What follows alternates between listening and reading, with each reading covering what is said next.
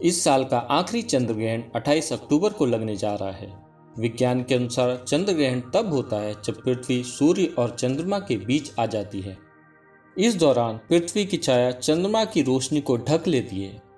हमारे हिंदू शास्त्रों के अनुसार इसे शुभ नहीं माना जाता है। जब भी चंद्र ग्रहण या सूर्य ग्रहण लगता है तो पूजा पाठ की मनाही होती है। यहाँ तक कि मंदिरों के कपाट भी सूतक लगने से पहले ही बंद हो जाते हैं।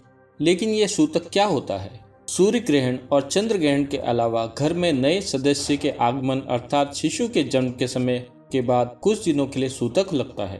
सूतक का संबंध जन्म के समय हुई अशुद्धियों से है। इस दौरान घर पर पाठ पूजा करना, मंदिर जाना आदि वर्जित माना जाता है। हालांकि आप ग्रहण के समय भगवान के नाम का जाप और किसी मंत्र का जाप कर सकते हैं जो ग्रहण के नकारात्मक प्रभाव को दूर करता है। ऐसा कहा जाता है कि जब ग्रहण लगता है उस समय सभी नकारात्मक शक्तियां हावी हो जाती हैं, क्योंकि इस दौरान प्रकृति में एक अजीब सी शक्ति उत्पन्न होती है जिसका सभी इंसानों और जीव जंतुओं पर नकारात्मक प्रभाव पड़ता है। अब चलिए हम देखते हैं कि सदगुरु इस बारे में क्या कहते हैं।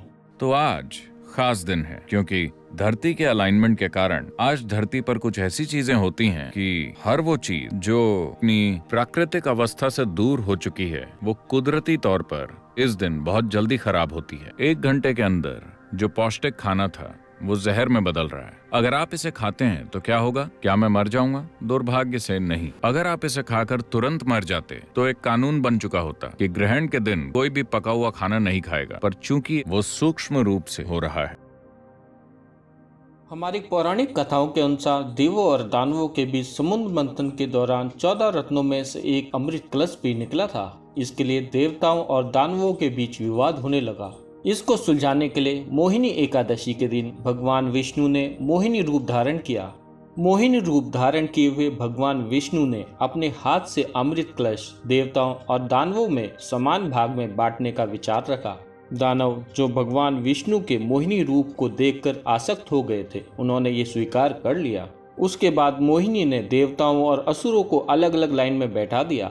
लेकिन कुछ समय बाद ही दैत्यों को ये आभास हो गया कि मोहिनी उनके साथ कुछ धोखा कर रही है। ऐसे में कुछ दैत्य उठ के देवता का रूप धारण करके उनकी लाइन में बैठ गए।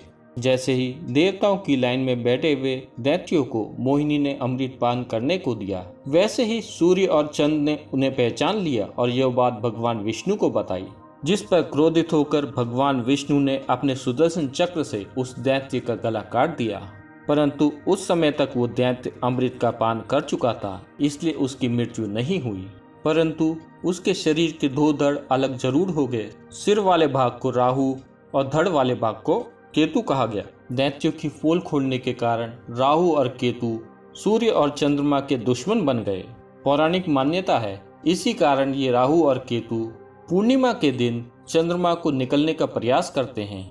इसी वजह से चंद्र ग्रहण लगता है।